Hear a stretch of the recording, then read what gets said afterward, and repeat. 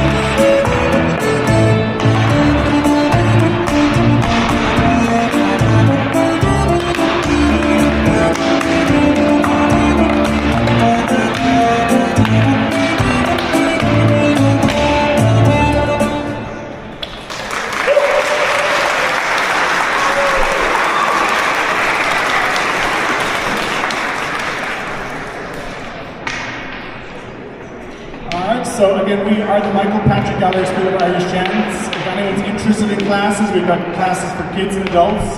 We're located in North Phoenix at 32nd Street and Greenway. As I say, MPG Irish Dance. And we're going to finish up with one more number for you. This is a treble reel. Again, thank you very much for having us here today, and happy St. Patrick's Day.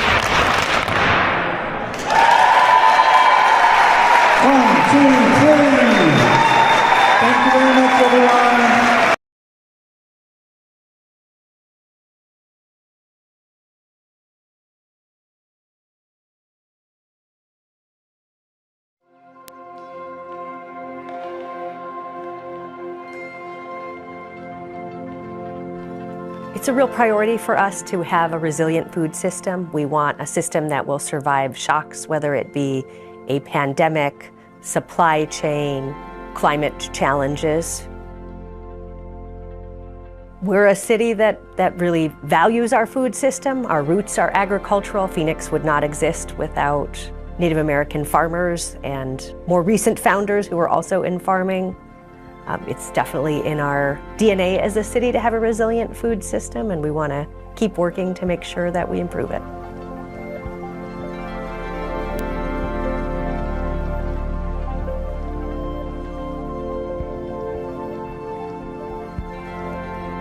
Our first ever Phoenix Food Action Plan started in about 2017. We recognized that there were some challenges out there that people in our community were facing. Kids were going hungry, families at the end of the month may not have enough income to purchase food, they may have run out of their SNAP benefits, they may not even have gotten benefits or have resources to know where to get them. So we definitely found that there was an opportunity for the City of Phoenix to get involved and do what we could as a local government. So the first step in that is creating a plan. How do we get from where we are at that particular point in time, which was 43 food deserts out of 55 in Maricopa County. So the majority of food deserts, which are places where people have more than a mile to travel to get access to healthy food. So they might have a corner store that has a very sad banana in there, but they don't have access to produce and dairy and meat and all the eggs and all of those kinds of products. So within our city, nearly half of the population lived in a food desert. So definitely a serious situation that we wanted to get involved with. The Resilient Food System Initiative was really based on the 2025 Food Action Plan that was adopted by City Council in 2020.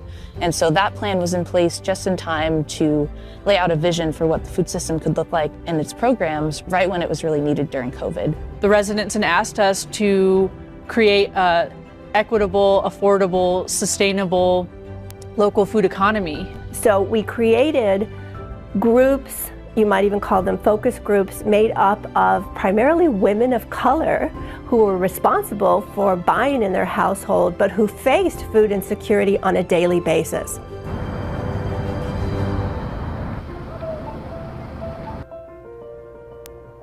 I call myself a village mother, and in that I feel like I've grown to do a lot of things. We have an education center. We also do maternal, paternal, and child health work. I'm a traditional midwife. We participated in the 2025 Food Action Plan with the City of Phoenix, and that allowed us at that time to be able to offer, I would call it a wellness kit, but it was more of a fresh food kit, and we tailored it specifically to our pregnant and postpartum families. Families were really, really appreciative, and it was really beneficial because iron is something that is a challenge in our community, especially communities of color. So we wanted to make sure that we had a positive impact in that way. Food is always a key piece, the access to food, the type of food, the quality of food, the nutritional composition. So it doesn't just start and stop at the mother. It extends into the well-being of the family. Our food action plan was approved by council in March of 2020. And just about 2 weeks later, the pandemic hit with full force and we were all in lockdown. 85% of what's grown here in Arizona is designed to be exported. And it's not that exports are a problem per se, it's that essentially we are growing tomatoes and exporting them and then paying to import somebody else's tomatoes. So from a climate perspective and truly from a resilience perspective, that is terribly broken. And we discovered this during COVID when we had just a wave of calls at Local First Arizona of everything from a cattle rancher that had just slaughtered meat and had the order cancel. Producers who said, we do not have a way to get this food distributed because the restaurant that was supposed to buy it is closed right now. Our food system here is broken in the middle. We have a lot of producers and obviously we have a lot of chefs, restaurants, grocery eaters, And in between is processing, packaging, distribution, storage. And that's the area where we most need investment. The Feed Phoenix program really was a dream of an opportunity for Local First Arizona to partner with the City of Phoenix, and specifically with the Office of Environmental Programs, to create a program that essentially ran that money through the local economy. We were able to partner with 13 farms and about 45 restaurants, and we put together a connected pipeline to feed families. So these are farms that had food in the fields that was going to rot because they didn't have a buyer. We were able to come in and buy that food.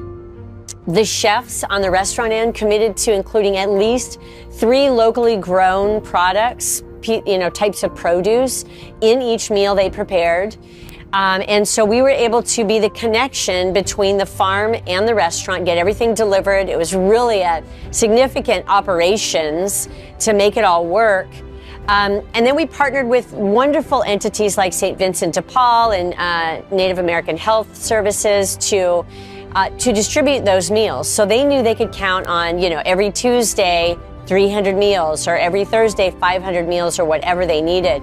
So in the end, I think it was 54 businesses said that this program saved them, and that equated to 270 or so jobs. The Feed Phoenix program was largely held up as a wonderful success story nationally. We got a lot of great national coverage for it, and we had other cities call us up really regularly to say, how did you make this work? So what that did was created those connections between the farmers and the restaurants.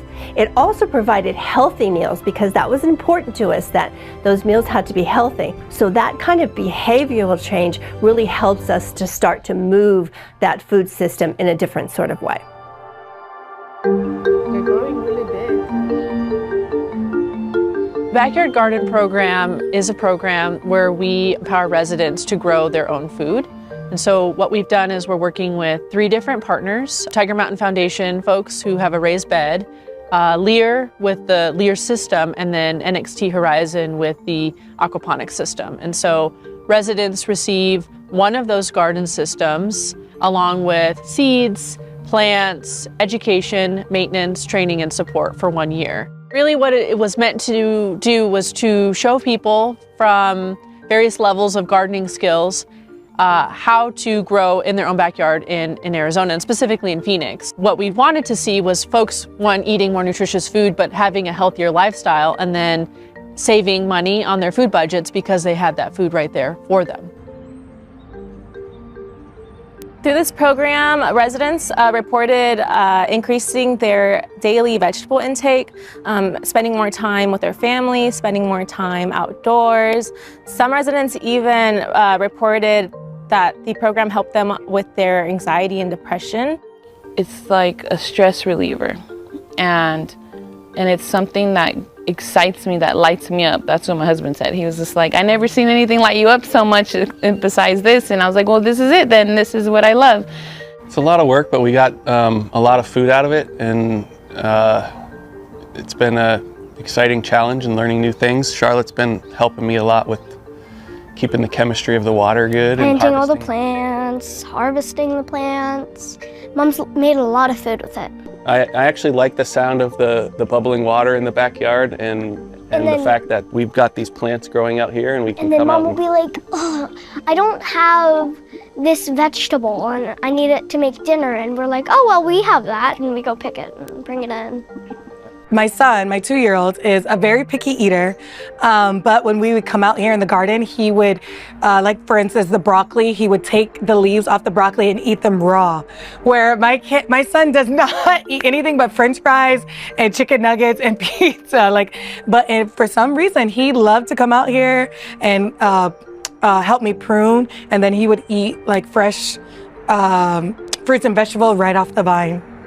This program is so powerful for so many different reasons. We had residents saying that they shared their harvest with their friends, they shared their harvest with their neighbors, their churches. Coming back from, the early days of Arizona and Phoenix in particular, we are a farming community. And as we grow and more population comes here and farmland gets converted, we still all have to eat. So it's supporting those various initiatives, the farmers or the residents, to grow their own food that's healthy and nutritious and accessible.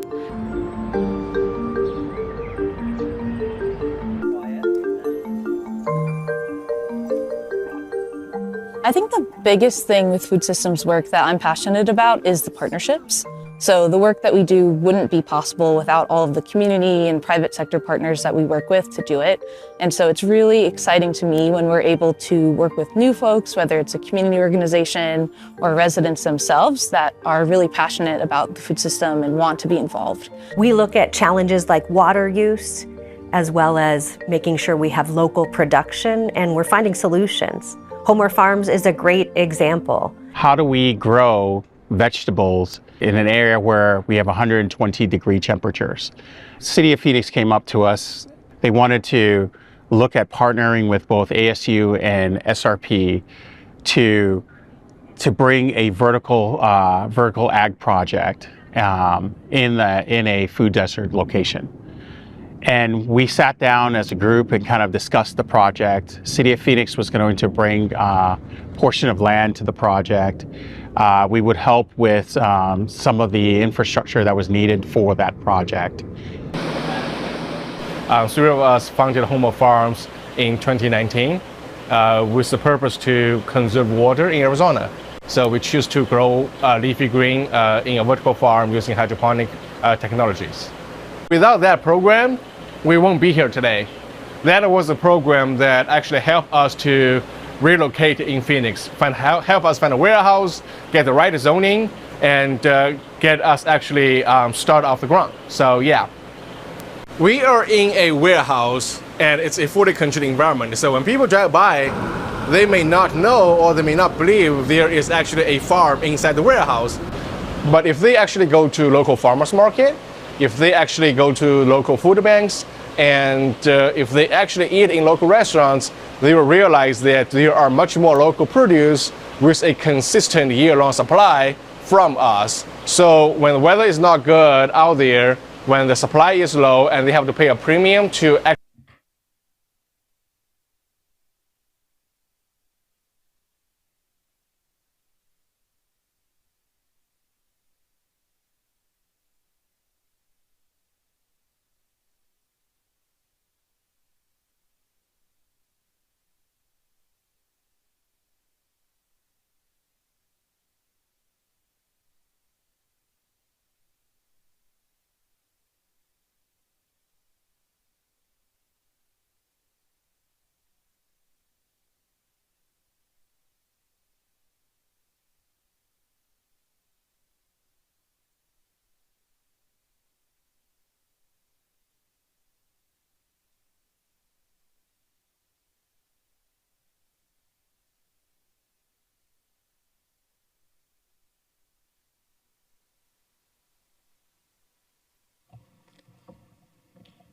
Good afternoon. Welcome to today's special meeting. Will the clerk please call the roll? Councilwoman Guardado. Here. Councilwoman Hernandez. Councilwoman O'Brien. Here. Councilwoman Pastor. Here. Councilman Robinson. Here. Councilwoman Stark. Here. Councilman Waring. Vice Mayor Hodge Washington. Here. Mayor Gallego. Here. Thank you so much for joining us. Today is a special meeting for the purpose of interviewing candidates for our chief presiding judge of the Phoenix Municipal Court. We have a wonderful court system and we're thrilled so many people were interested in this position. We have, with the assistance of our Judicial Selection Advisory Board, narrow it down to 3 candidates, each of whom we will interview today. Each candidate will have a maximum of 45 minutes to answer.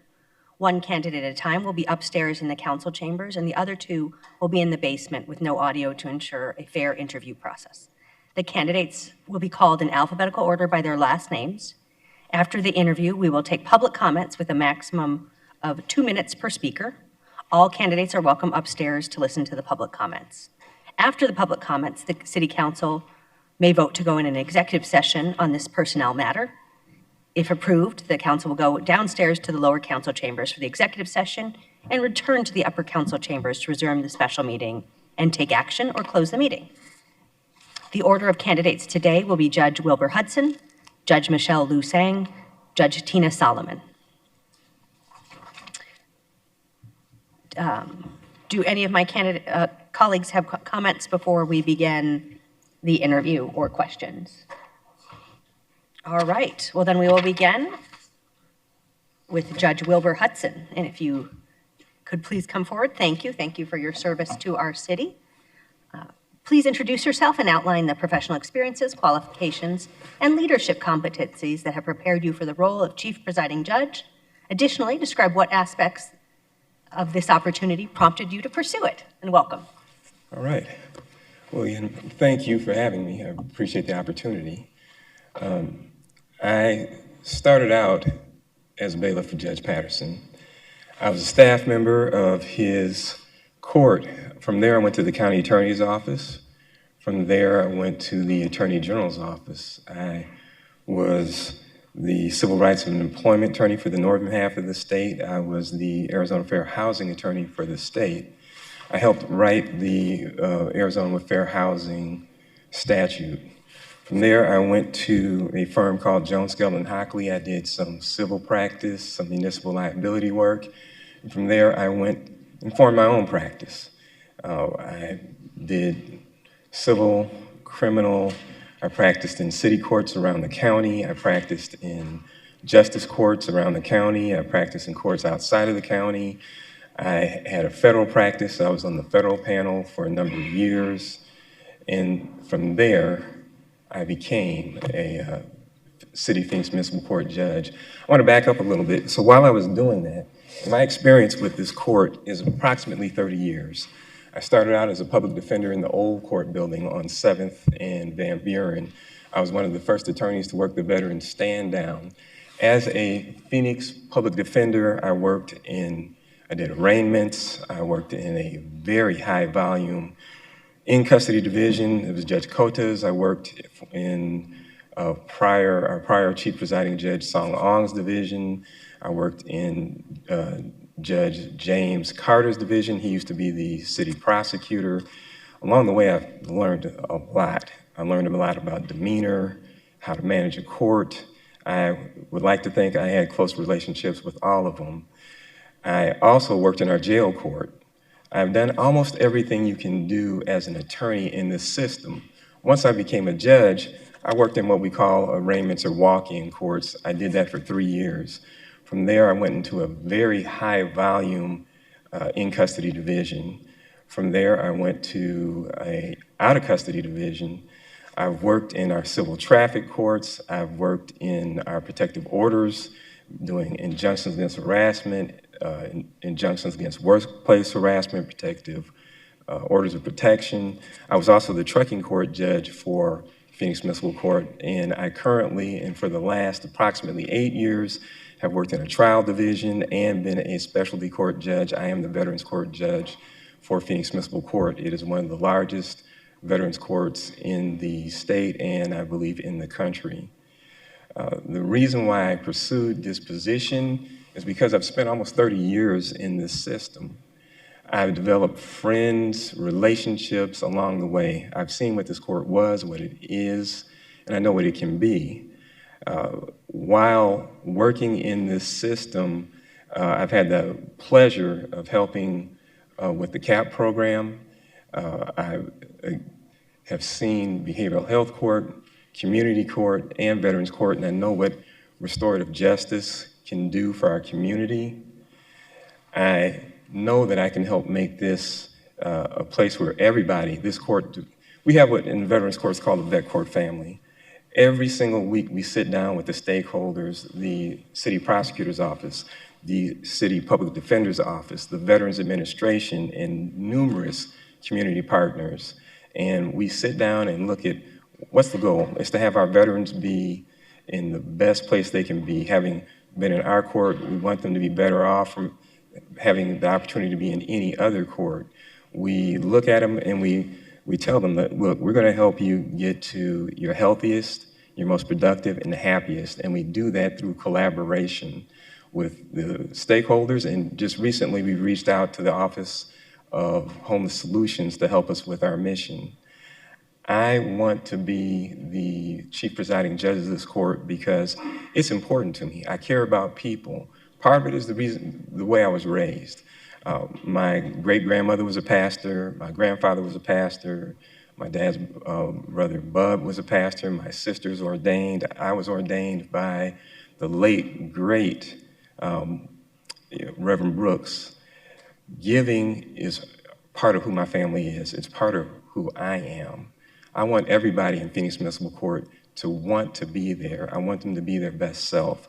I want to help them achieve their goals. I watched my mother. She worked 2 jobs a good portion of my life. My mother was a nurse. She worked in a hospital, and then she worked after she got off work in a doctor's office. She would come home, put dinner on the table, make sure we were doing our homework, and then she had a box. She had a tin box that had files of people that did not make their doctor's appointments. If there was something to be concerned about, my mother would leave us and she would go to their homes. She would go to their homes to check on them to make sure they were okay. My dad's no different. He's one of the greatest men I've ever known. My dad always had a business. Sometimes he had a business and a job. My dad would get off of work late night and come check on me. Son, how you doing? Let's go out and shoot some baskets. You know, let's go run. Let's go ride our bikes. My community, I'm from Illinois. My community was experiencing some significant violence. My father started a program called Co-Pops. He took the young men in the community and he wrapped his arms around them. He organized different community groups to kind of mentor what we would now call at-risk youth. And they really cut down on the violence in our community. I've been on the board of Southminster Presbyterian Church on 16th and Broadway. I've been on the board of Faith Family Community Church. I've been on the board of Bethel. I've been on the board of South Phoenix Neighborhood Development, Three Court Foundation, Hudson Heroes. The common theme, the common denominator is giving back. I've put so much of my community service, my heart, my spirit into this community because it's important to me. I know what this court can be. I know its place in the community. I know what we can do to bring the community into our court. We practice procedural justice. We want everybody that comes in that court to understand that you're respected, you're treated fairly, equally, you're given the dignity that you deserve. You shouldn't come into the court and be intimidated because you see a prosecutor in a suit and a tie and a judge sitting up on a bench above you. You should know when you come into that court that you're going to get a fair shake. That's my reason. Thank you so much, Vice Mayor. Thank you, Mayor. Congratulations, Judge Hudson, for making it this far. My question for you is 2 parts. What guiding principles shape your approach to judicial leadership within a large municipal court system? And 2, how have you exemplified those principles in your professional career today? I'll say it one more time. What guiding principles shape your approach to judicial leadership within a large municipal court system? And 2, how have you exemplified those principles in your professional career today? All right. So the guiding principles for me are honesty, integrity, open communication, making sure everyone understands that you respect their role. Doesn't matter if I was a bailiff. Doesn't matter whether you're a bailiff or a judge or anything in between. There's not a bunch of big I's and little U's in the court system. My guiding principles of honesty and integrity, you walk it. You do it every single day. People see you. Judge Navidad gave me one of the best compliments I've had in a long time. He said, "Will, you're a grinder. You're the first one in, and you're one of the last ones to leave every day. I try to beat you into work, and I can't do it. You lead by example. You have open communication. I walk around every day, and I talk to my staff. I talk to them. I ask them how they're doing. I want feedback from them. If there's something that we can do better, I want to know. Just because I'm a judge doesn't mean I know everything. In fact, I don't. And so you can get great ideas from any place. And if you have one, I want to hear it. I use those principles in a large municipal court, in Veterans Court. We do it every week. As I said earlier, we sit down with the Veterans Administration. We sit down with the Prosecutor's Office. We sit down with the Public Defender's Office. We have community partners, Community Bridges, Phoenix Rescue Mission, Southwest Behavioral, Axiom. We sit down collectively and we come up with a game plan to put our veterans in the best possible place. That's why. Councilwoman O'Brien. Thank you, Mayor. The city charter establishes the city court system as an independent branch of the City of Phoenix government. Court employees remain subject to the city's work rules, employment laws, and many of the same labor agreements as other city employees. As chief presiding judge, how would you manage employee relations within this dual framework of judicial independence and citywide employment structures? Additionally, how would you promote professional development opportunities to ensure your staff continues to excel in serving the public?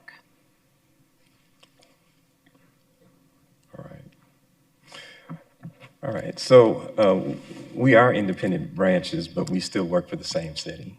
And employment law is employment law. So the city of Phoenix is one of the best run cities in the nation, not the county, not the state, in the nation. They have an incredible human relations staff. I did some employment law back in my previous practice, whether it is the Phoenix Municipal Court or City Hall or any branch of this great city, we have to follow the law, and I would. With respect to helping develop or helping our employees develop, I think you do that by sitting, at least I've done it in the past, by sitting down and putting out goals. What are your employment goals? Where do you see yourself in a year? Where do you see yourself in 2 or 3 years? Where do you ultimately want to go? All right, now, these are the steps. Let's sit down and see if we can't agree on the steps that you need to take to get there. All right, you're working in courtroom operations. Do you have any background, or have you worked in records? Have you worked in customer service? What it is, we would sit down and put a plan together to meet the needs of your next step, to get you to the next level. Can I ask a follow-up, ma'am? Please. Do you believe the court employees should take all the same required trainings that other city employees are required to take? Absolutely. Thank you. Councilman Waring.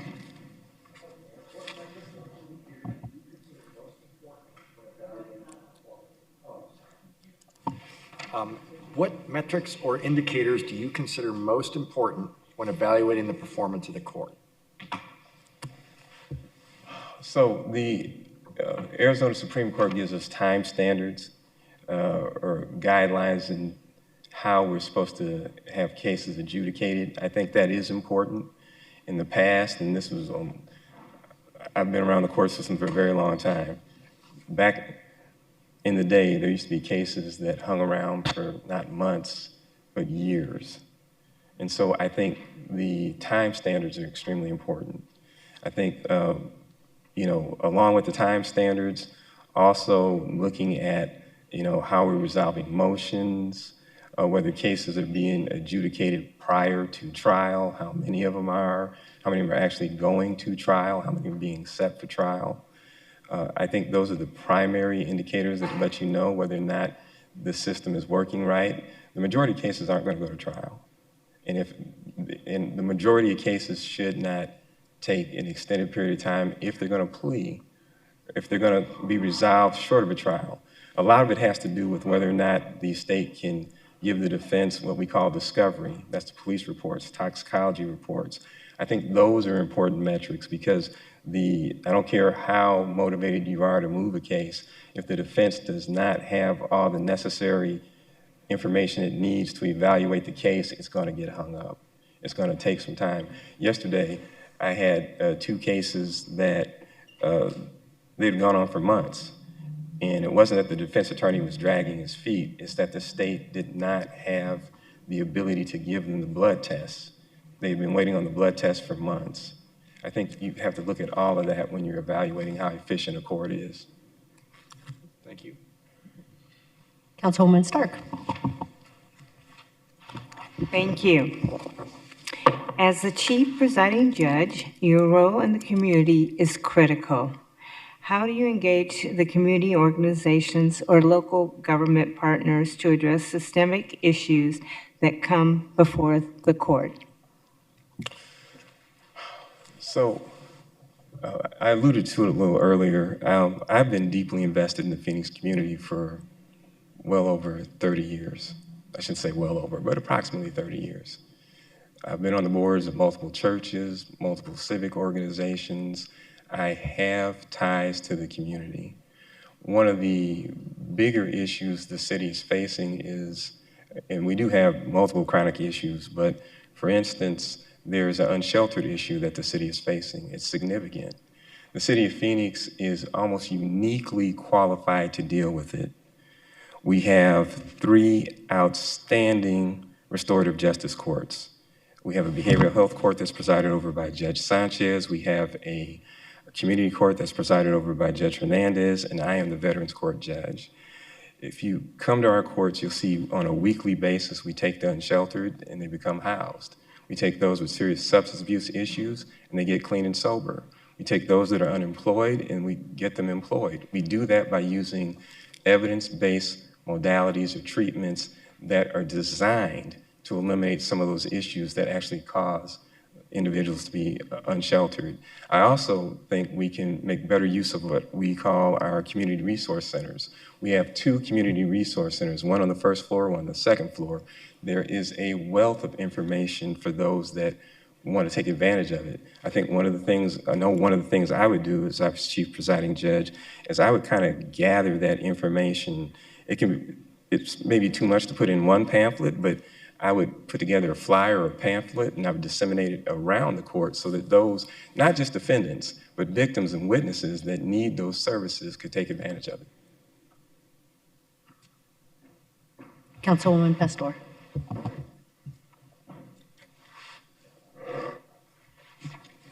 Thank you, Mayor. Congratulations. What do you see as the biggest challenges facing the court today, and how would you address them?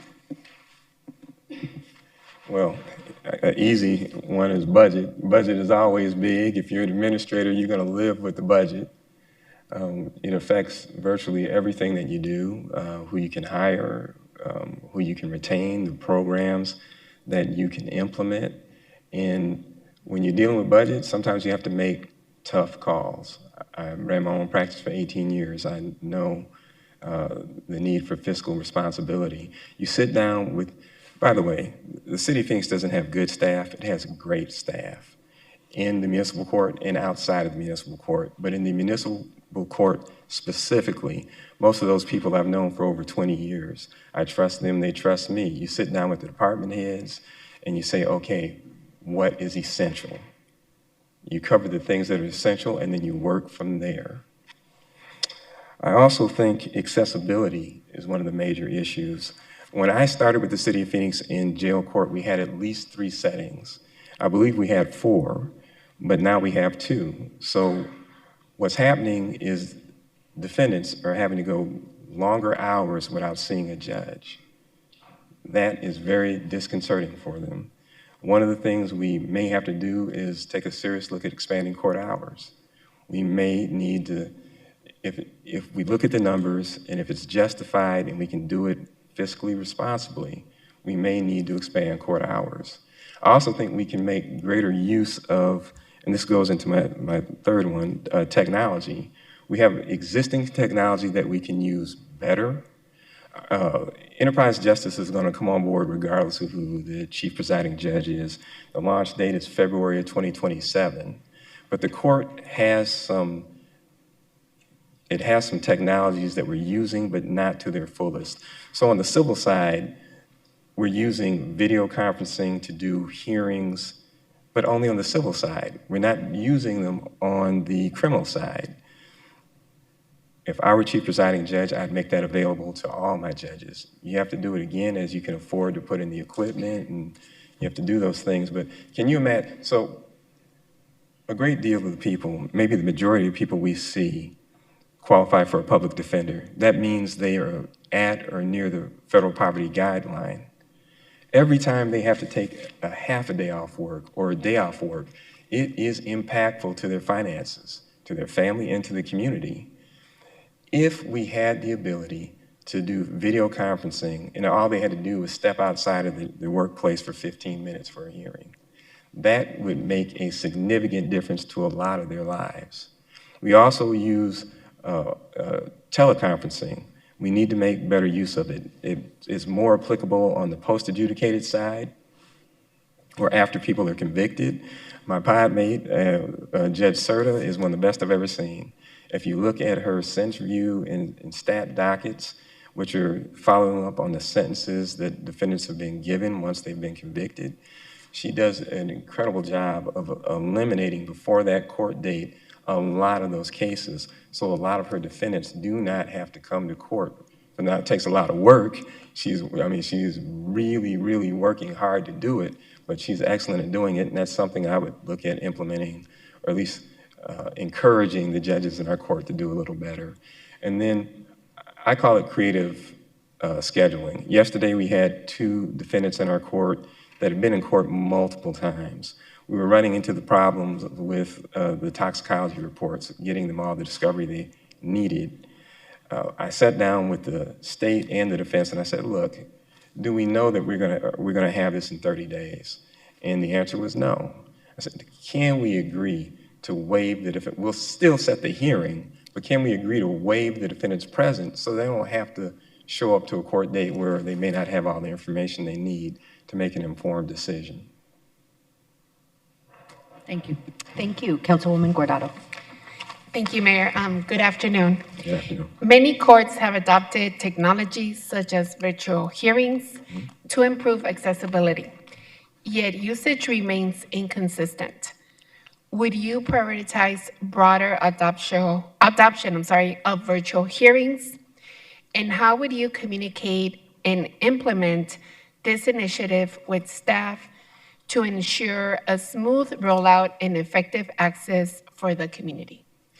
Well, let me say, I'm in complete agreement with that. Since I was a public defender almost 30 years ago, I was in favor of doing anything that would lighten the burden on, and let me back up, it's not just defendants. Every time somebody has to take off work, whether you're a victim or a witness, it impacts you. And so anything we can do to lighten the load on the defendants, victims, witnesses, and law enforcement. Every time we have to take an officer off the street, every time an officer has to come to court that's unnecessary, that impacts the community too. We have a model right now that we're using on the civil side of the House. Judge Villa is the master of video conferencing. I would have her come in and do some training for the rest of our court, show them the efficacy of it, the fact that it will cut down on, or has the potential to cut down on the dockets and lighten the load on defendants, sometimes witnesses and victims as well. And I would encourage them to do so. Thank you. You're welcome. Thank you. And we got a request if you could put the microphone a little bit closer. Sorry about that. Is that better? That is wonderful. Thank you. Councilman Robinson. Thank you, Mayor.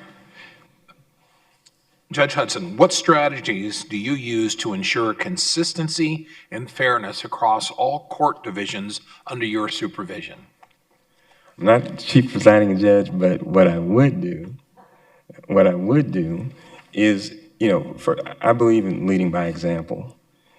If you're doing it, virtually everybody in the court will do it too. I told you I'm usually the first one in the building, and I'm typically one of the later ones to leave. What I would do is sit down and have a training. We have judges meetings, and I'd explain to them why we need to do this. We practice what's called procedural justice. Procedural justice is one of the most important things you can do. I practice it every day, and I try to do it with every hearing. It's letting everyone that comes in your courtroom know that they're going to be treated equally, fairly, impartially, with dignity. You let everyone understand that you respect them and that you want them to have a meaningful opportunity to be heard. A lot of times, people come in and they're intimidated in our courts. It's a big, beautiful building. Again, you have a judge sitting up there on a bench. You have a prosecutor who knows all the legalese.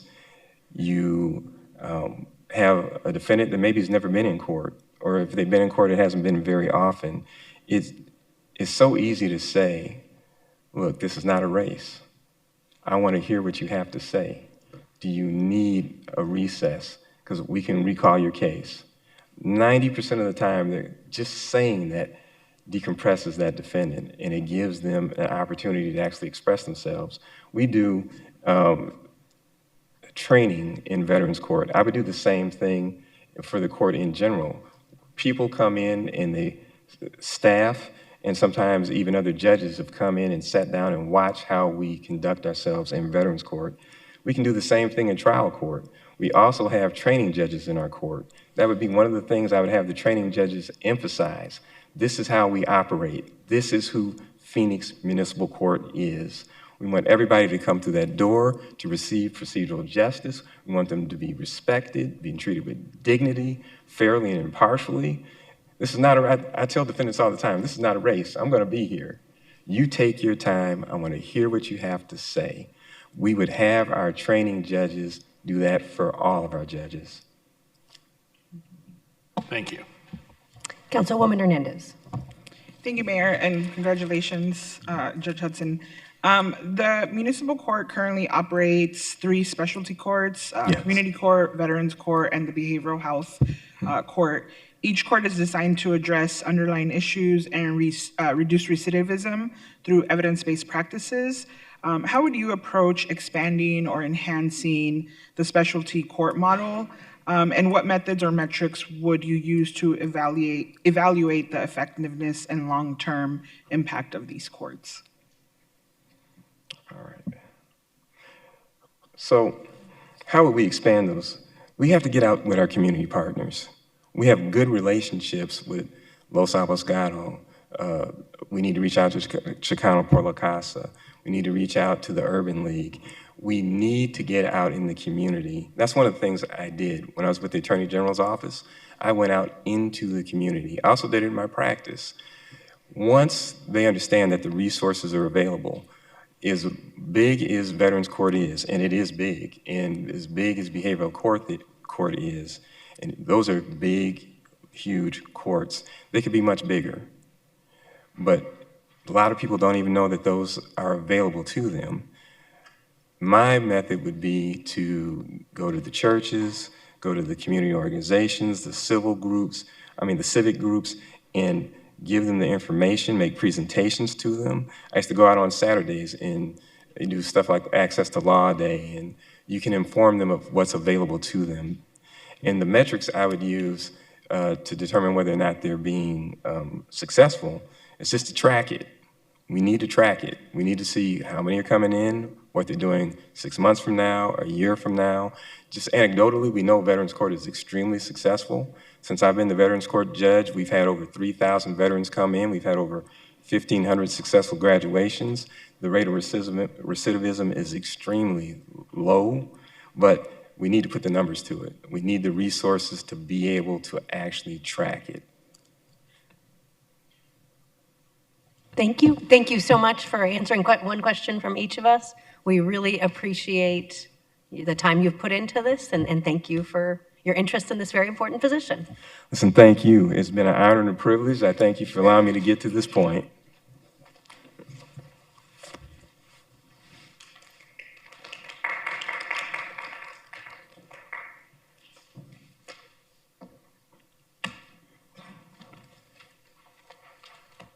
Thank you to Judge Hudson, and in a moment we will welcome Judge Michelle Lu Sing.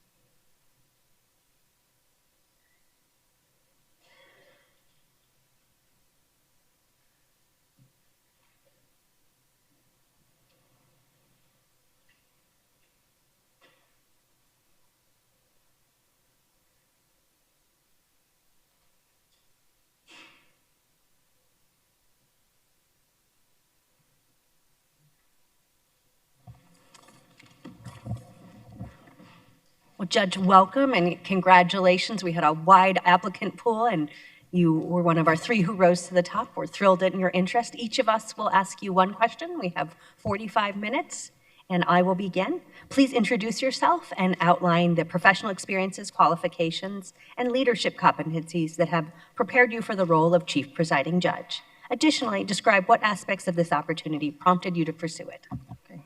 Good afternoon. My name is Michelle Lusang. I'm currently a judge on the Chandler Municipal Court bench.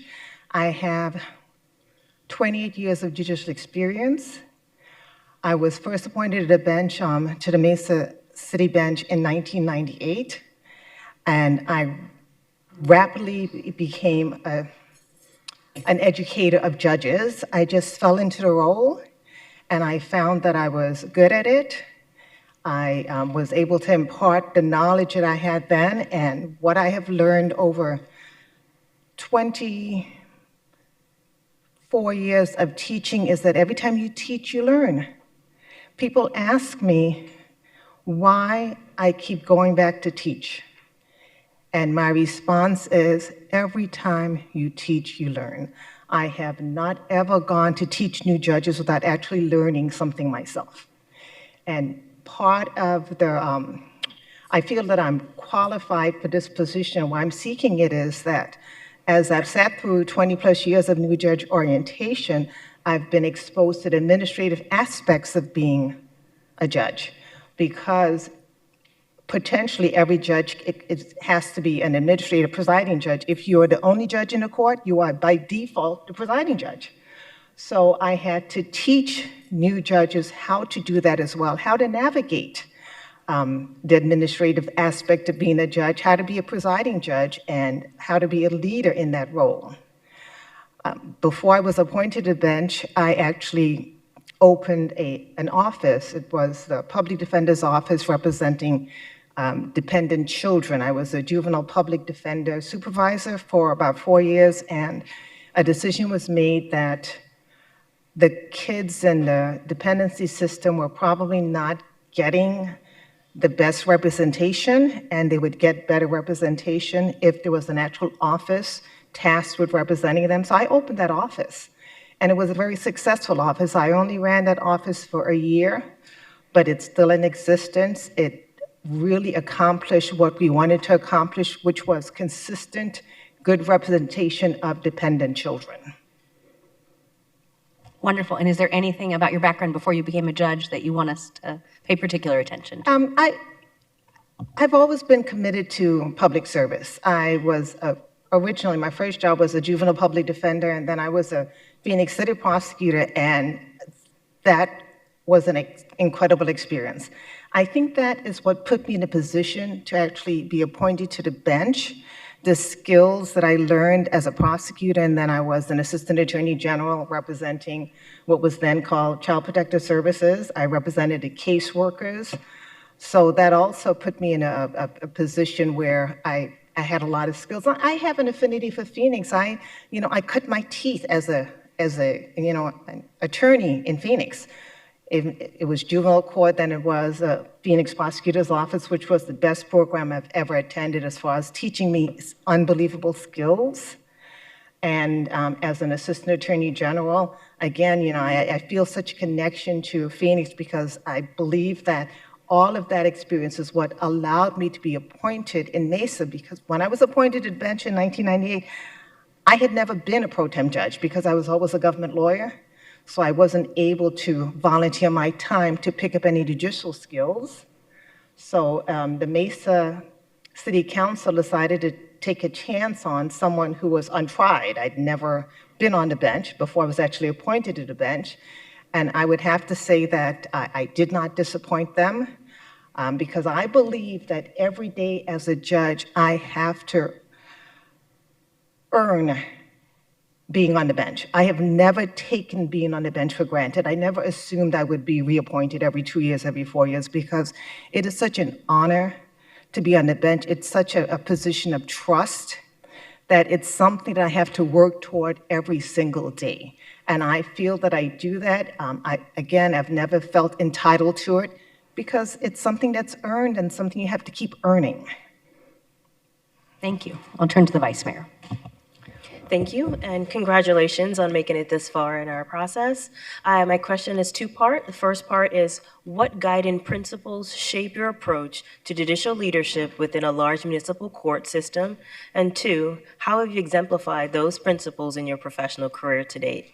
And I'll say it one more time for you. What guiding principles shape your approach to judicial leadership within a large municipal court system? And two, how have you exemplified those principles in your professional career to date? The guiding principle is an absolute commitment to justice and the rule of law. We have to have confidence in our justice system. Everyone has to feel confident that the court works for them. It doesn't matter if it's a large court or a small court. If the public does not feel that the court system is actually for them, there for them to resolve differences, because that's what we go to court for. It's an adversarial position. It always is. That's why there are lawsuits. But the parties walking out of any court proceeding must feel that they've been heard, they've been treated fairly, and they've had due process. That's why it's very important to always follow the rule of law. Follow the procedures. Don't ever take any shortcuts. And leadership in an organization is, I believe you lead by example.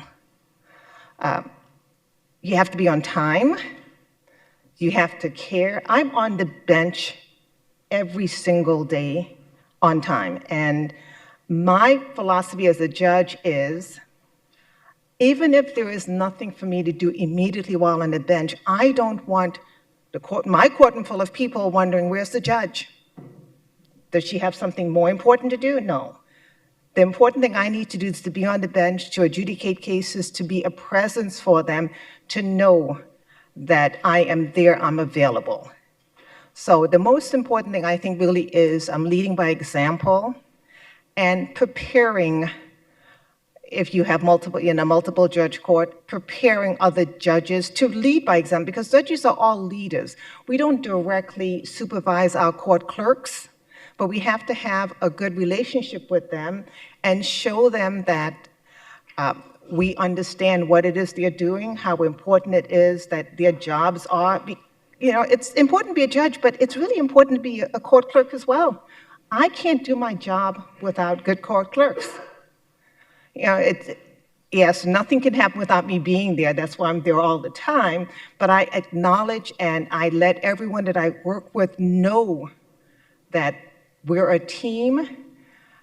Everyone is important. In order to make the system work, we have to work together. We have to get along, and we spend so much time at our jobs. That's important, that it's a comfortable, safe place where we feel valued.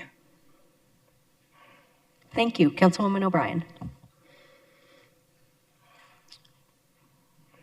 Thank you so much, Mayor.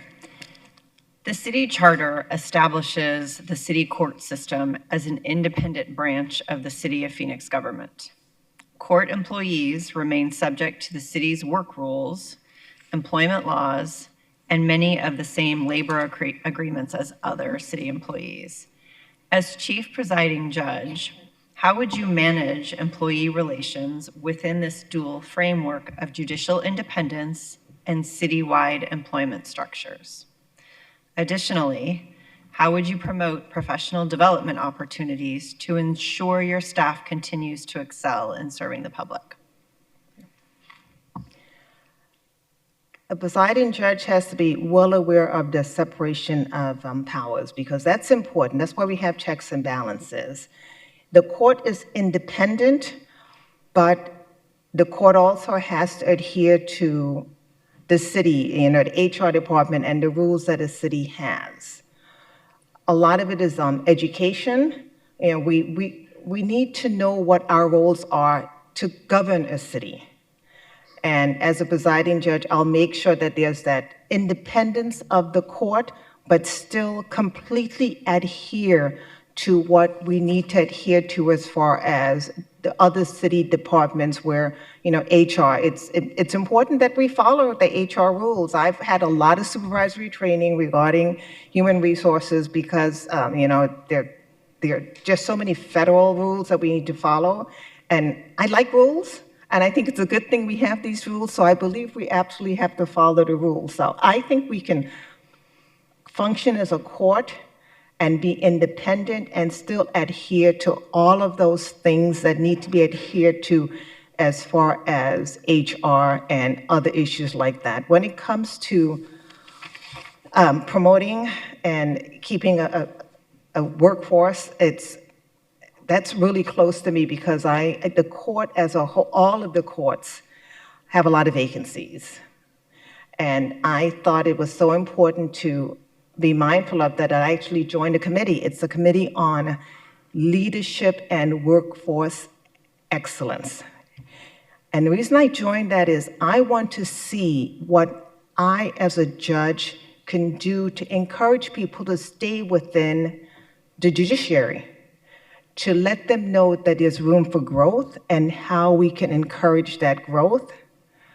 I like continuity. I like when people stay because when people leave, especially if they leave after a very short period of time, you lose so much. There's so much time spent in training. And I've lost some very good clerks that I wish had stayed. And I think all of the courts experience the same type of thing. How do we keep people in the judiciary, let them know that they can grow, and show them the path to growth so that they'll stay and enhance the institution? Thank you. Councilman Waring. What metrics or indicators do you consider most important when evaluating the performance of the court?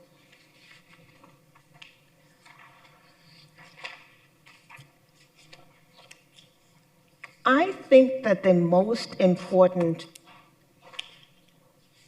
indicator is how the court users feel. Do they feel that they've been treated fairly?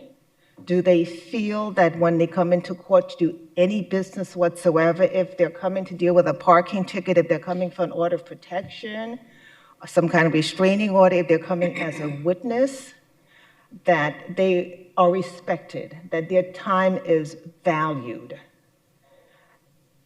It's very important that any court user feels that they're important, because they are important. They're in the court because there is some reason they're in the court, either, again, as a defendant, as a witness, as someone seeking some type of protective order, as a juror. I don't want jurors to come to my court and feel that their time isn't important and we waste time. I don't believe in wasting anyone's time. My time is important, and everyone who walks into the court building, their time is just as important as my time, regardless of what they do for a living. Time is important. We're limited. We all have limited time, so we need to make the best use of it that we can. So I really think it's how the people who use the court facilities feel about the experience they've had. Thank you. Thank you. Councilwoman Stark. Thank you, Mayor. As the chief presiding judge, your role in the community is critical. How do you engage with community organizations or local government partners to address the systemic issues that come before the court? We all have to work together. I believe it's very important for judges, particularly the presiding judge, to be well known in the community. Because if we're not well known in the community, it's hard to get that trust. And the community needs to know that aside from what we do on the bench, and judges are, judges 24/7. We don't stop being judge when we're no longer on the bench. So community involvement is very important, and communication, talking to the other branches of government. What's the issue? How can the court help? And I have to tell you, I'm really impressed that when I found out that the Phoenix Municipal Court has a community justice resource center, I was blown away by that. I was awed, and I don't get awed usually, because what the Phoenix City Court has been able to, I'm sure with the help, with council had been involved in allowing this Community Justice Resource Center to be in existence. It is such a great program. It is forward-thinking. It meets the needs of so many people that I wish every court could have a Community Justice Resource Center. I wish my court in Chandler had it, but we don't. And Phoenix is a much larger court, so it's probably easier when it's a larger court. But I think something like that is needed in every community because it addresses so many things that cause people to get involved in the court system and to stay involved in the court system.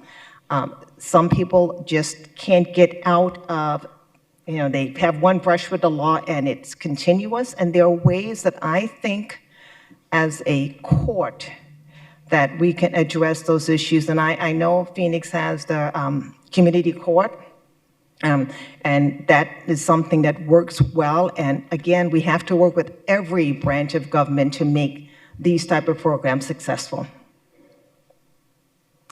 Thank you. Councilwoman Vestal. Thank you, Mayor. Congratulations. Thank you. You're welcome. What do you see as the biggest challenges facing the court today, and how would you address them? If it's the court as a whole, or specifically with the Phoenix City Court, I think the biggest challenge is going to digital files. I think that's the biggest challenge because it's tough to go from paper files. I have been in a court that went from paper files to electronic files, and there's resentment because it's difficult. Every time something changes, it's hard to change, even though it ends up being for the better. When I was in Mesa, we went from paper files to electronic files. Even those people who weren't a fan of electronic files, once they realized how much more efficient it was, and they were allowed to have input in how the system worked, it worked out well. I know Phoenix is a lot larger than any court that ever worked in, but I think the same things, I could address it the same way. You have to talk to people. You have to talk to the people who are actually going to be working with these programs. So for the short term, I think the biggest thing facing Phoenix is electronic files. And I know it's been a couple of, 2 or 3 years since the transition has been in place. And it will eventually transition, but it must only transition when whatever system is used can meet the needs of the court. The volume, Phoenix is a big court. It's the largest municipal. It's the court in Arizona. It's the 5th largest court in the nation. And I really think that whatever the Phoenix City Court does can be an example for other large city courts in the nation. I mean, I think Arizona, as far as judiciary goes, is, they're well known and has a good reputation. And I think Phoenix can be that as well. I know it's, municipal court is different from a general jurisdiction court, but we're so forward thinking in Arizona that anything that happens in Phoenix Municipal Court, I think can, have a ripple effect in the rest of the country. I honestly think that. Thank you. Councilwoman Guardado. Thank you, Mayor. Good afternoon and congratulations. Thank you. Many courts have adopted technologies such as virtual hearings to improve accessibility. Yet usage remains inconsistent. Would you prioritize broader adoption of virtual hearings? And how would you communicate and implement this initiative with staff to ensure a smooth rollout and effective access for the community? I believe that we need to make justice more accessible. I cannot tell you my frustration when in Chandler, where I sit currently, there's a defendant who lives in Phoenix, has no transportation, can't get to court because they have no transportation. Sometimes they have no money. So they miss court. A warrant's issued. They come into court, and the warrant's quashed, they're given a new court appearance, and they miss court again for transportation. Transportation is a huge issue. And if we use more virtual proceedings, I believe that the failure to appear rate will go down tremendously. And I think probably the most important thing about having people involved is the education of the staff. You know, I'm not a techie. I struggle with technology to some extent, but I think it's important if you show people, teach them how to use it, bring up their comfort level, I think people will actually want to use it. So I really think that we need to use more virtual hearings so the cases can be resolved and people can move on with their lives. And they can't move on with their lives if they keep getting warrants issued because they can't appear because they don't have transportation. Thank you so much. Councilman Robinson. Thank you, Mayor. Judge, what strategies do you use to ensure consistency and fairness across all court divisions under your supervision?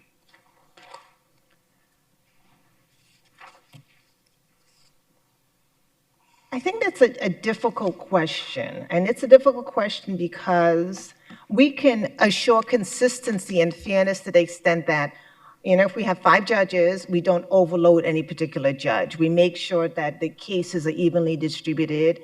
There's a program that does that. A case comes in, it's assigned to a particular judge, and I think it's assigned according to the numbers. So we can promote consistency and fairness as far as caseload management.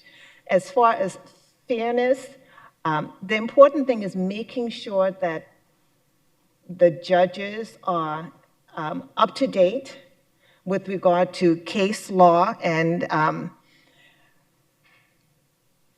presiding judges, they don't direct a judge how to judge.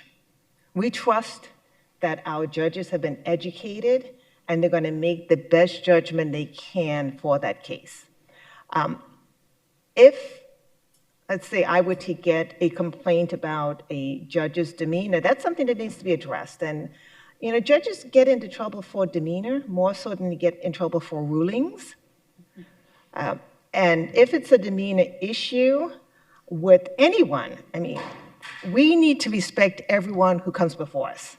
It doesn't matter who that defendant is. We need to respect them. We may not agree with what they're saying, but we need to listen to them.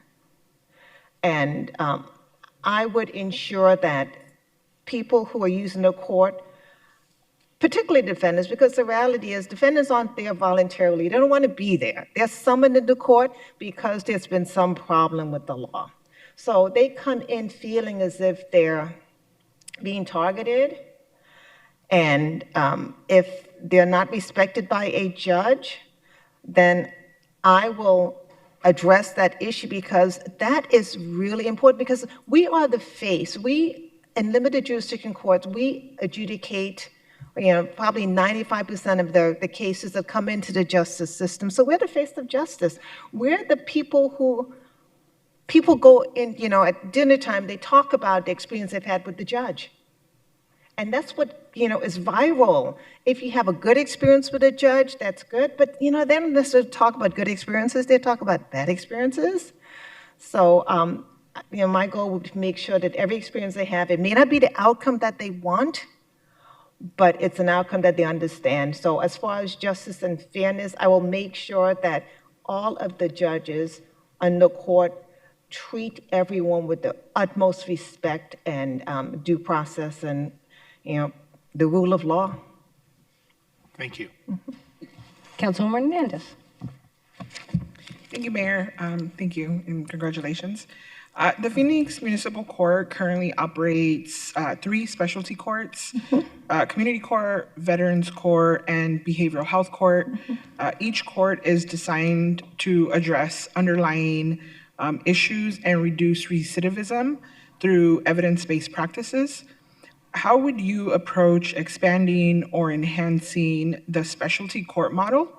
And what methods or metrics would you use to evaluate the effectiveness and long-term impact of these courts? I am I advocate for specialty courts because they've been shown to work. They're very labor intensive, and if done right, they can be very successful. And you evaluate the success of a specialty court by looking at the people who, people who've gone through the court. Have they gotten to the point where there's no longer court involvement? And it's very individualized. Some people are in the specialty court for a long time. Some people it's a shorter period of time, but the whole goal is to address the underlying legal issues to keep them from coming back into the system. So evaluating the success of it is looking at the individual cases. Did someone come into the court system with 15 outstanding trespassing cases? Have they resolved it? And when was the last one? If they come in and they keep getting it, and when it comes to, offenses such as trespassing, and when it comes to substance abuse issues, do we still have this person coming in repeatedly with possession of drug paraphernalia charges?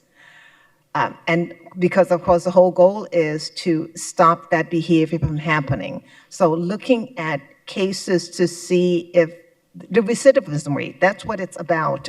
We want to stop that. Well, thank you so much for answering one question from each of us and for your service in our judiciary in the state of Arizona. We appreciate your time. Thank you. I think we will next welcome Judge Tina Solomon, who will be our final interview.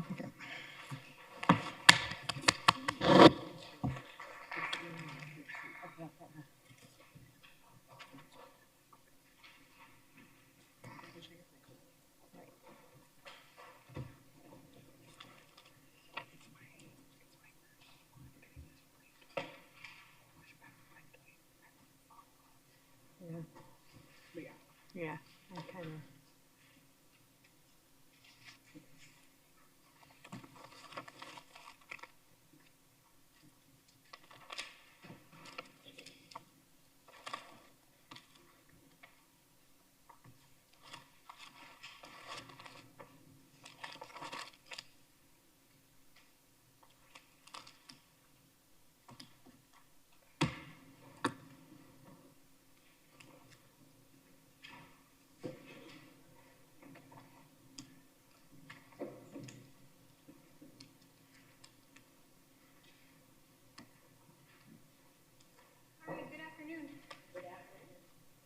Welcome, Judge Solomon. Thank you for your interest in the Chief Presiding Court position.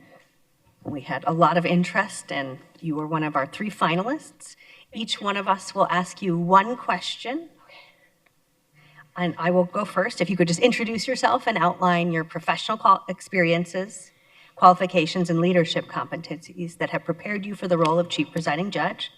Additionally, describe what aspects of this opportunity prompted you to pursue it. Welcome and congratulations.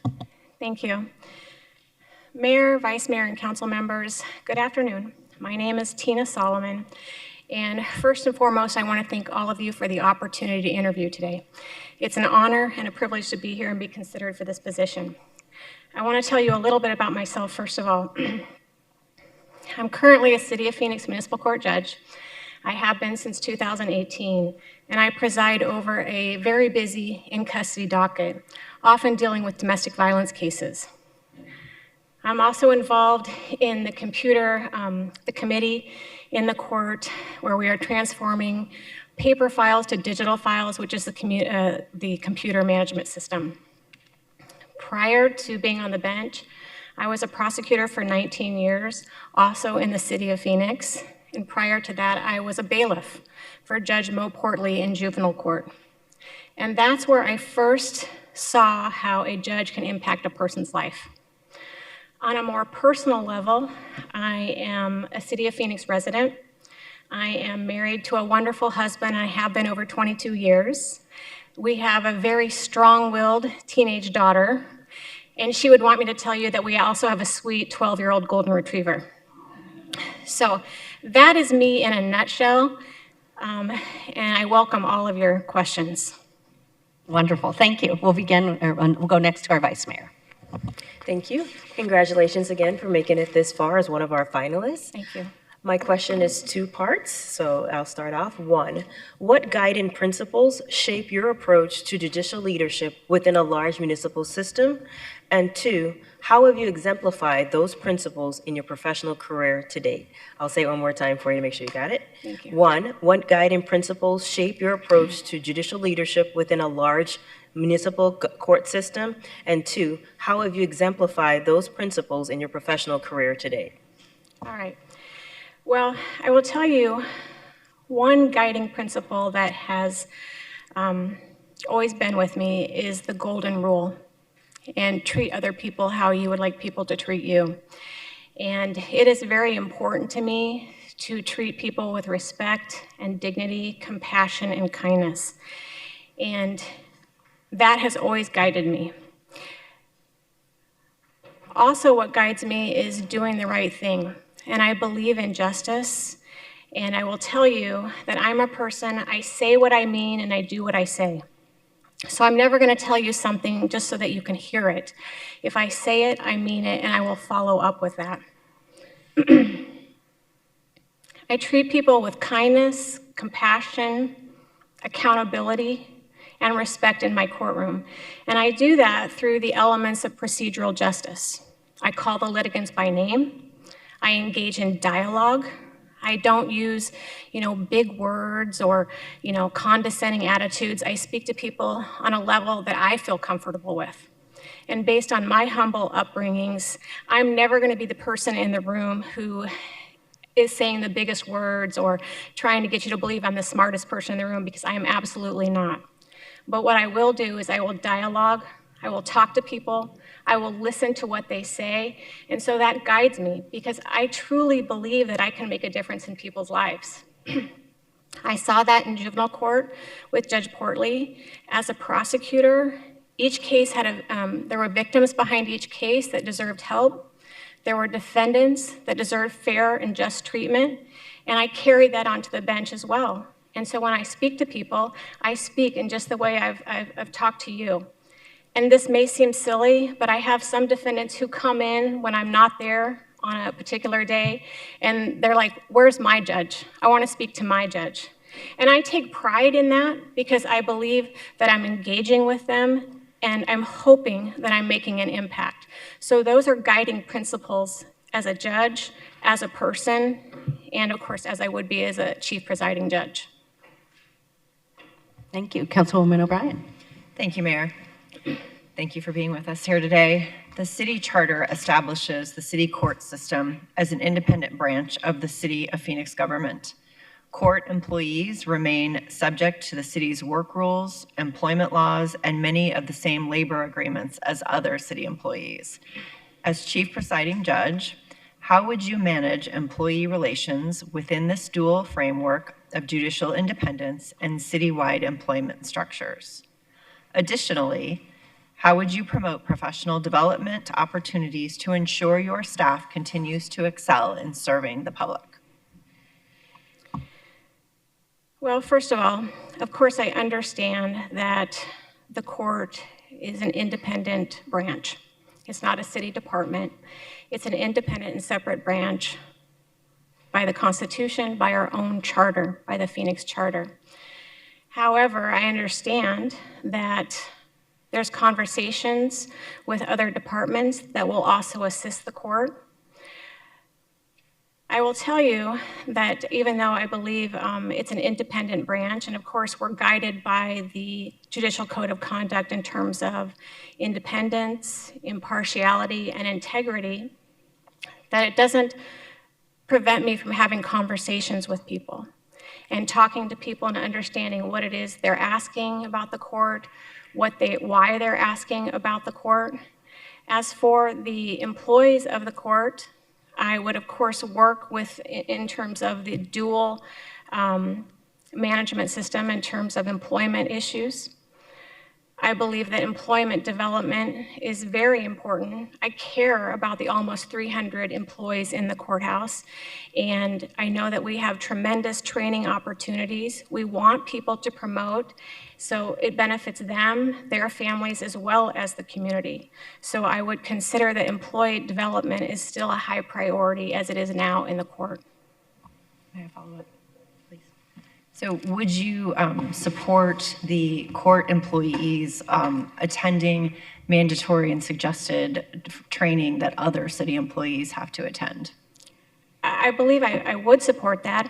I would certainly have a conversation if it's something that someone, in terms of believe that it's a violation of the code, I would want to talk about it, because I honestly believe that even if there's a difference of opinion from people on this bench, I think that everybody comes from the same spot, and that's wanting to make the city of Phoenix better, the city employees better, and the community better. So I think it starts with a conversation.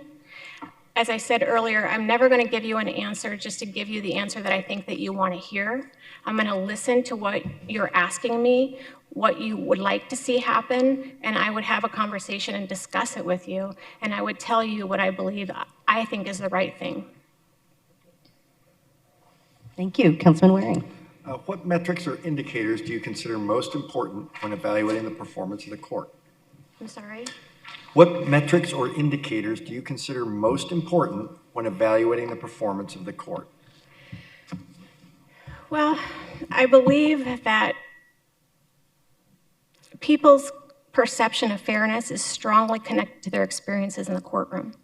So I think it matters what the parties and the people in the courthouse that are coming into the courthouse, what they believe. I mean, we have surveys that we give to customers.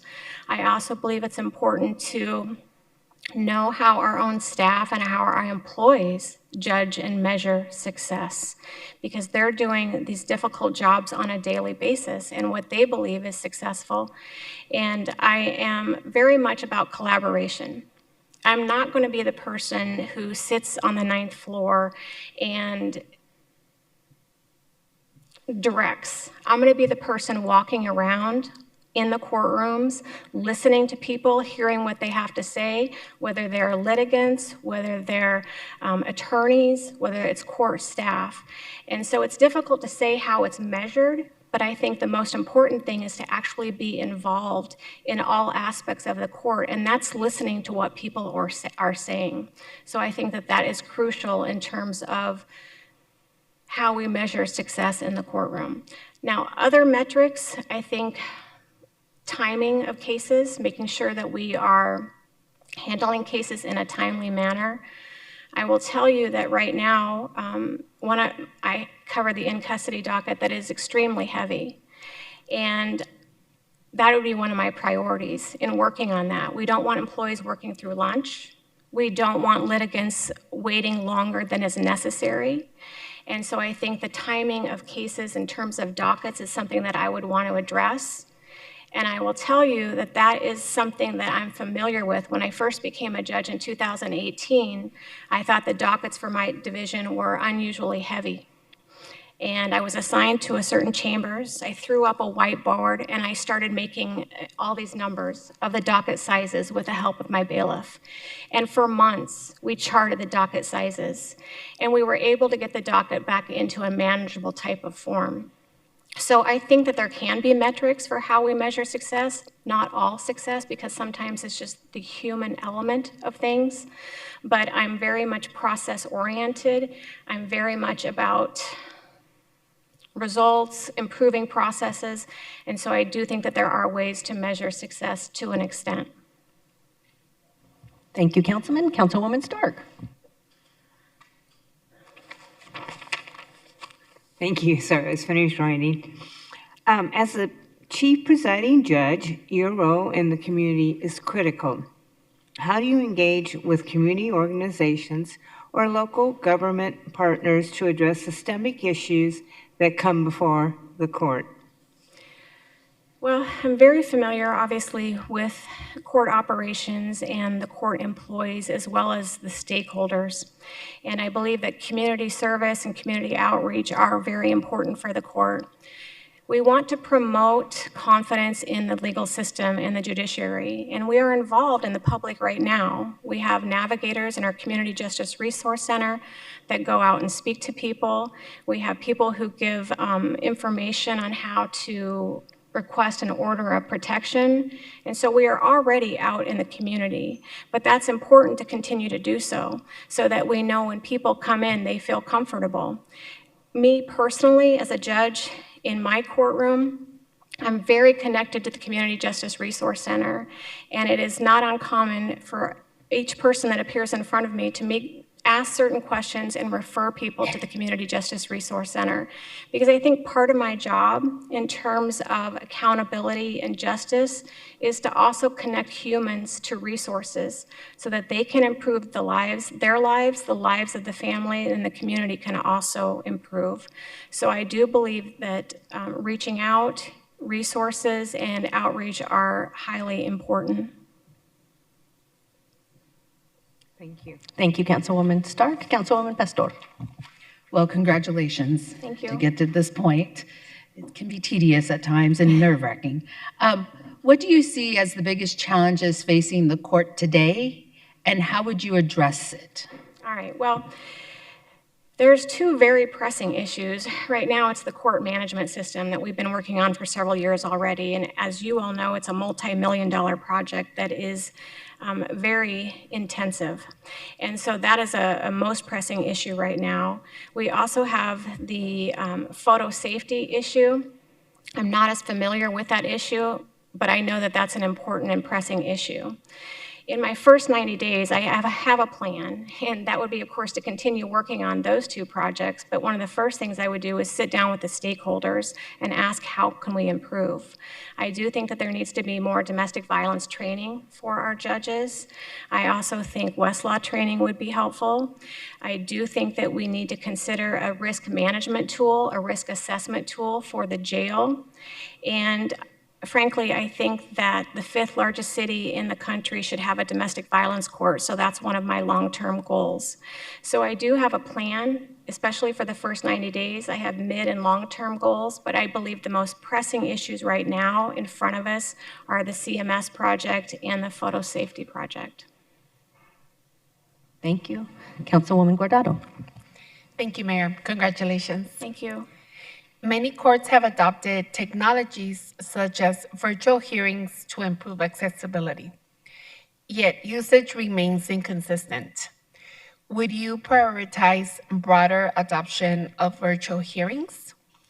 And how would you communicate and implement this initiative with staff to ensure a smooth rollout and effective access for the community? Right now, in our civil arena, we do remote hearings, and in certain traffic offenses, you can appear remotely. Also, for orders of protection, for ex parte petitions, you can also appear remotely. So, of course, I would continue that. I believe that with the new CMS project, we are increasing access to justice, and that's an important element that I think every person here wants to promote. And I believe with our new CMS system, we'll be able to offer more accessibility by the public to the court. That doesn't mean all hearings can be remote. They certainly cannot. In some, it's better that they are not, because I believe that when people come in and actually speak to a judge, certainly in sentence review hearings, I think that you get more compliance, you have more dialogue. And I will tell you, for domestic violence cases, I typically bring in people every 8 weeks. And to some that may seem excessive, but I believe that when they come in every 8 weeks and they're talking to me and I'm having a conversation with them as to how they are doing, I think it promotes more compliance. And frankly, many of them enjoy coming in and speaking to me. I will say, you know, you've been so compliant for this many months, we can do the next one telephonically. No, Judge, I want to come in and I want to talk to you myself. And again, I take pride in that, but there are certain cases that I think must be held in person, I think for the benefit of the individual, the victims, and the community. Thank you. Councilman Robinson. Thank you, Mayor. Judge, what strategies do you use to ensure consistency and fairness across all court divisions under your supervision? Well, as I said earlier, I'm going to be involved. I'm going to be walking around and talking to people. I think that that's important. I think it's important that the chief presiding judge be present. I think that they should be aware of what's going on in the courtrooms. I think that they should be listening to what people are saying, whether it's the litigants, whether it's the attorneys, whether it's court staff. And of course, every judge must work within the bounds of the Judicial Code of Conduct, the statute, and the Constitution. But treating people with dignity and respect would, of course, be a priority. And frankly, I lead by example. I would lead in that way, and I would expect people to follow. And I believe that they already do. So again, I think the key is to stay involved and communicate with staff, and again, the attorneys, the litigants, and everyone that's involved to make sure that what we are doing in the Phoenix Municipal Courthouse is reflective of our ideals and our vision. Thank you. Councilwoman Hernandez. Thank you, Mayor. Thank you and congratulations. The Phoenix Municipal Court currently operates 3 specialty courts: Community Court, Veterans Court, and Behavioral Health Court. Each court is designed to address underlying issues and reduce recidivism through evidence-based practices. How would you approach expanding or enhancing the specialty court model? And what methods or metrics would you use to evaluate the effectiveness and long-term impact of these courts? I will tell you that as a prosecutor, I was an integral part of developing the driving on suspended license court, which was a specialty court. And that court gave people the opportunity to actually learn why their driver's license was suspended and to fix it. And so it wasn't a matter of people just coming in, paying their fine, and it being a cycle that just continued on indefinitely. People were getting their licenses back, people who hadn't had a driver's license in 20 years. And I worked with the defense bar closely as well as the court, and I found that it was a very successful specialty court. I'm familiar with the other specialty courts, Veterans Court, Behavioral Health Court, and recently presided over the Community Court. And I know the successes from those courtrooms, and I refer people to those courtrooms from my courtroom many times. And so I think the city of Phoenix should be proud of those specialty courts. I think it's proven to be successful, and I think we have numerous success stories out of each of those courts. As I said earlier, I believe the 5th largest city in the country should have a domestic violence court. And much of my prosecutorial career was dedicated to domestic violence. And as I said earlier, my in-custody courtroom deals with a lot of domestic violence cases. And so I think that the court and the city and the community would benefit from that court. And I think that there can be a lot of successes from the domestic violence court. I know in 2022, we were discussing a post-adjudicated domestic violence court.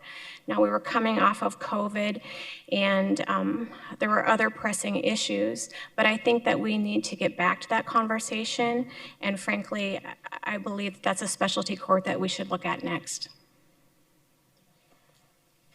Well, thank you so much. Each of us have asked you a question, so that concludes your interview, and now you can sit back and be off the hot seat. Oh, all right. And we will ask our staff if we could get the other 2 judges to the upper council chamber, as we're now going into public comments. Thank you all. Yes, thank you so much for interviewing, and congrats on being one of our finalists.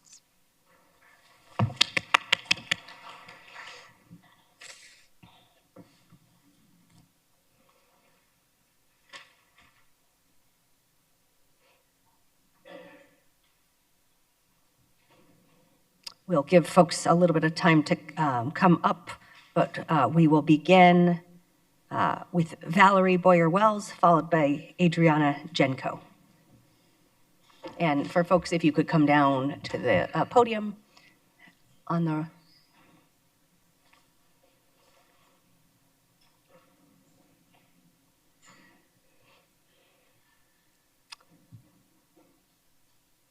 All right, I think our candidates are all here.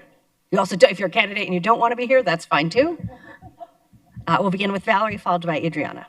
Good afternoon, Mayor, Vice Mayor, and City Council. Thank you so much for this opportunity for me to be able to speak on behalf of Judge Michelle Lusane. I have known Judge Lusane since 1983. When I recruited her to come to Sandra Day O'Connor College of Law at Arizona State University for law school.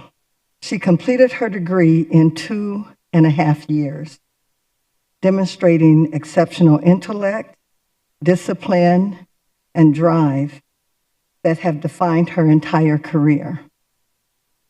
As both lawyer and judge, she has shown unwavering integrity, fairness, and clear legal judgment. She leads by example. She treats people with respect and consistently earns the trust of peers, staff, and litigants. Judge Lusane is an experienced manager and mentor who builds consensus, improves processes, and prioritizes access to judges, qualities that make her uniquely suited to serve as the chief presiding judge for the Phoenix Municipal Court. I believe you have all of her qualifications before you that you didn't need me to go over, but just to summarize what it all means, she would be your best candidate. Thank you. Thank you. Adriana is next, followed by Terry Marks.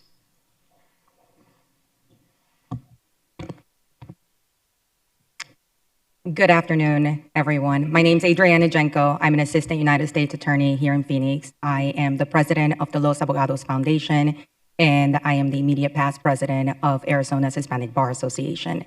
I am here as a legal professional and as a community member to speak on behalf of Judge Hudson, who is a long-term friend and mentor of mine.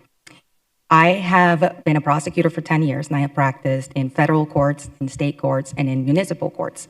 And each one of those courts is essential to the fair administration of justice. But of course, it is the municipal courts that most often touch the lives of our citizens. And that's why I think that Judge Hudson is the right person for the job. He has a breadth of experience. He has practiced criminal and civil, and he has practiced as a public, a government employee, as well as a private attorney. He has practiced in federal and state courts and in municipal courts. But he, above all, is a member of this community and has been for a very long time.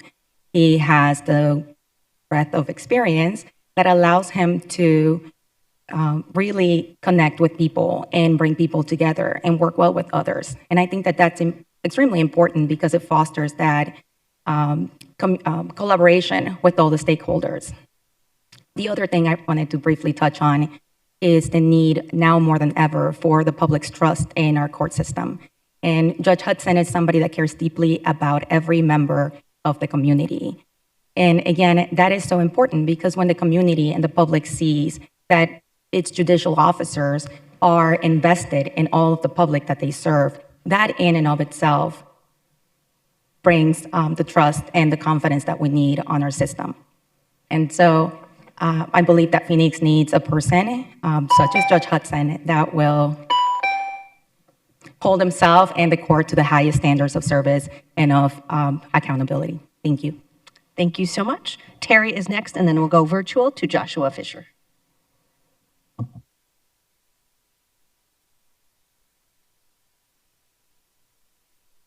Good afternoon, Mayor, Vice Mayor, and members of the Phoenix City Council. I thank you for the opportunity to speak on behalf of Judge Hudson. I met Judge Hudson probably well over 20 years ago, 2 decades ago, maybe approaching 3. But before I met the man, I met his reputation. And the reputation that I heard about him was that he is a good man, a good brother, a good person. That reputation was about not so much his words, but his actions. He was one who could be counted upon to be a presence in the community.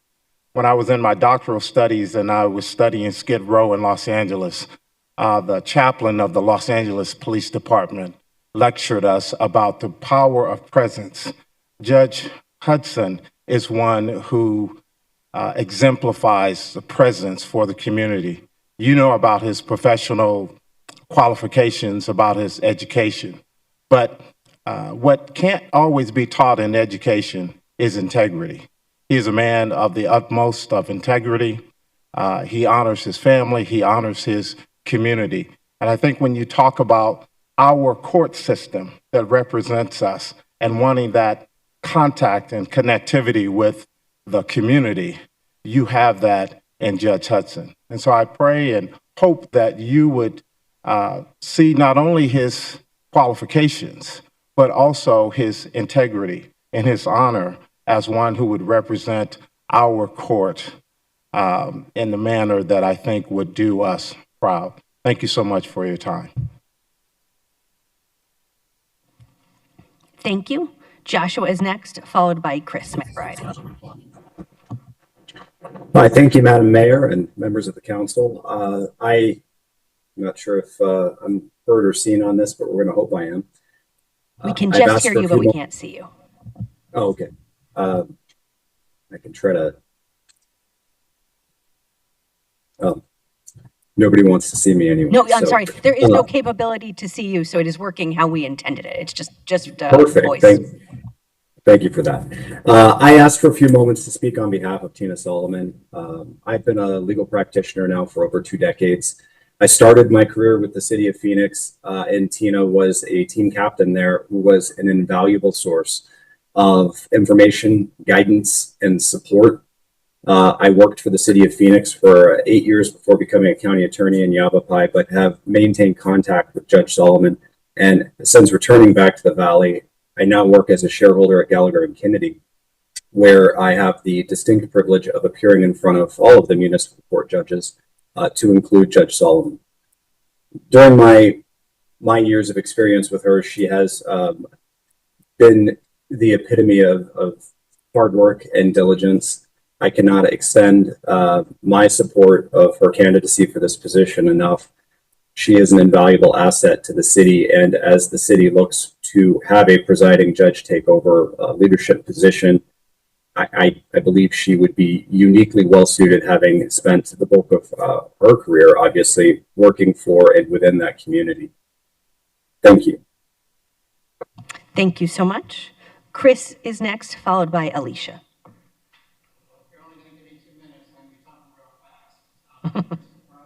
City of Phoenix employee, and I'm here to speak on behalf of Judge Mayor, Council. See you. I'm old enough where I can say that I met Will Hudson before the turn of the century. We were young attorneys. We had contracts with the City of Phoenix to provide service to the indigents in the Phoenix City Court. We had heads full of hair and a desire to change the world. Time has gone by. I have had the opportunity since that time to not only see the extraordinary legal service that Mr. Hudson, or Will as we called him then, provided to indigents, but also to his community. In the early 90s, I became one of the first assistant directors for the City of Phoenix Public Defender's Office. Part and parcel of my duties there was to review the work of the attorneys, to watch the attorneys, to see who the good attorneys were, and to make certain that we rehired the good attorneys. When I looked at the good attorneys, Will Hudson was there. It was also in that period that the proudest moments of the Phoenix City Court's history was when it showed up for the first veteran stand-down. It was the only court that did. And we were able to resolve the issues of many of the servicemen at that time, but there was literally a list as long as my arm of people who had matters in other courts. We had to look to the private bar to find people that would provide pro bono services. One on that list, Will Hudson, was there. And he went out on his own nickel. Pro bono was just fancy words for free. And in a state as big as Arizona and a county that's as big as Rhode Island, he put on the miles to take care of those who were most deserving. In 2001, I was again the assistant director in the City of Phoenix Public Defender's Office, and we started the arduous task of building out your specialty courts, the homeless court, the veterans court, the mental health court. It took a long time to get those going. During the meantime, there were a lot of people that couldn't avail themselves to the services of the different bureaucracies for a bunch of stupid reasons. And at that time, we still had to look to members of the private bar. Will Hudson was there. And what that means when it gets real is that the unsheltered got a roof, the hungry got fed, and people that were in severe mental health issues got professional therapeutic services. Thank you. Thank you. Alicia is next, and then our final speaker will be Chuck. Good afternoon, Mayor, council members. Thank you for the opportunity to speak. My name is Alicia Skupin. I am currently the presiding judge for the Chandler Municipal Court. I'm here to speak on behalf of Judge Michelle Lusang. She is a proven leader in times of transition. I've known Judge Lusang for over 20 years. First, as a practicing attorney, I appeared in her court various times over every month for over maybe 3 or 4 years. She took me in as a mentee and mentored me, and I've been a judge now for almost 14 years, currently serving in Chandler as a presiding judge for about 5 years. 3 things with Judge Michelle Lusang that you get that other candidates don't bring with them, although you have a very great list here and it's going to be a hard decision. But what Judge Lusang brings to the table, first, she has experience as a presiding judge. She sat in at Apache Junction City Court when they needed a presiding judge, and she served that role exemplary. Second, in Mesa, she led the transition from paper files to electronic files. She was the judge that piloted that and made that happen, and she has experience in that area as well. Third, she has long-standing trusted relationships with the Supreme Court of Arizona and its staff at the Administrative Office of the Courts, and that knowledge base brings a lot of skills and benefit to the Phoenix Court. And what you get with Judge Lusang is a very balanced approach. She will honor tradition and the excellent reputation the Phoenix Court has, with also bringing in a new, fresh perspective to help move the Phoenix Court forward. She's also not a gatekeeper. She will share information and help prepare the next presiding judge as the coming years come. So I really wholeheartedly I'm here to represent and recommend to you Judge Lusang. Thank you. Thank you so much. And our final speaker will be Chuck Whitehead.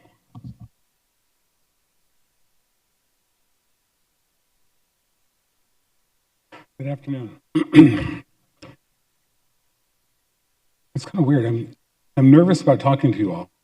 I talk to my courtroom every day with people, probably more than this, but I'm nervous today. Anyway, thank you, Mayor, Vice Mayor, and council members. I'm here to speak on behalf of Will Hudson. I met Will, I started practicing about 20 years ago. I met him when I was in private practice as a court-appointed attorney with the City of Phoenix. As a court-appointed attorney, I saw people coming to him for guidance, suggestions on how to do things, and I saw his leadership role even at that point. I was appointed to be a judge across the street in Superior Court about 10 years ago. And I've had the unique perspective to see Will as a private attorney, a public attorney, and as a judge. At the judicial conference, I often see people coming up to him, asking him for guidance, suggestions, and direction on how to proceed with their matters. And I think that's really telling because there are hundreds of people at that conference, and we all interact with each other on different levels. A lot of times it's a social level. In addition to the social level interaction I see with Will, I do see people coming to him for guidance, which is really important. And it shows me that people respect him for his opinion and his suggestions. I also know that Will understands the challenges that we have as judges in this environment. The public perception of judges has deteriorated quite a bit over the past few years. And Will understands that. He understands we need to get back in the public's eye and that access to justice is very important to us and very important to the community. Things like the specialty courts, virtual court appearances are very important to him and very high on his priority list. And I think he'll use those things to gain the trust of the community. So I recommend him. Thank you. Thank you. That, I believe, concludes all of our public speakers. So the council now has a chance to have a motion to go in executive session. Vice Mayor, do we have a motion? I move to go into executive session on this agenda item. Second. All those in favor say aye. Aye. We will now go into executive session. Thank you to all. We had 3 very strong applicants here, and we're thrilled that you're interested in serving our municipal courts in this position. Thank you for great interviews.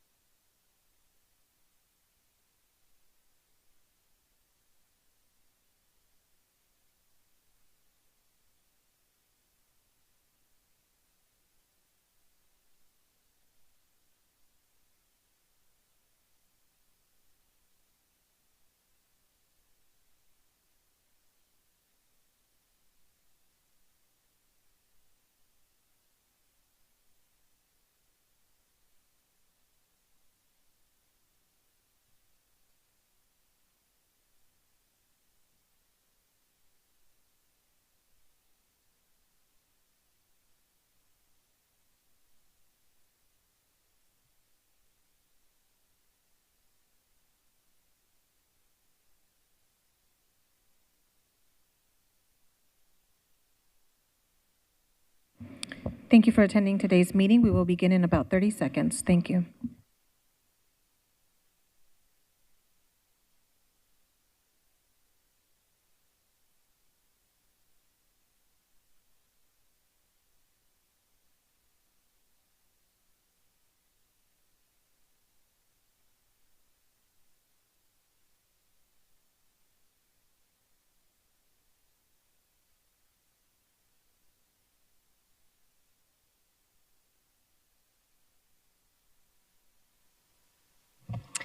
Thank you so much. I will call to order the special meeting. Welcome back. I'll turn to our Public Safety Chairman, Councilman Robinson, for a motion. Mayor, thank you very much. I move appointment of Wilbur Hudson as a municipal court judge to complete the term of former Judge B. Don Taylor III from June 3rd, 2026 through February 9, 2029, and as chief presiding judge for a term from June 3rd, 2026 through June 2nd, 2027. Second. All those in favor, please say aye. Aye. Any opposed, nay. Passes unanimously. Congratulations to Judge Hudson.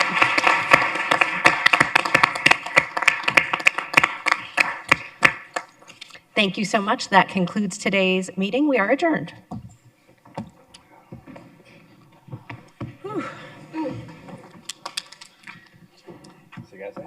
Okay, take care.